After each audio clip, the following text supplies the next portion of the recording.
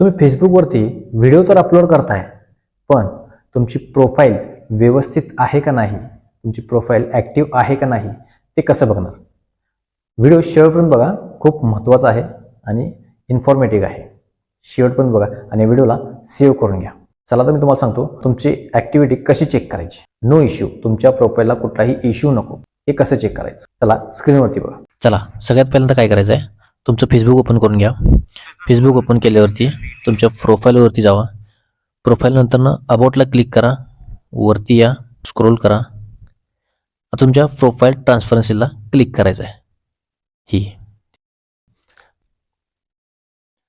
आता ads from this profile, go to library, इथे click करा.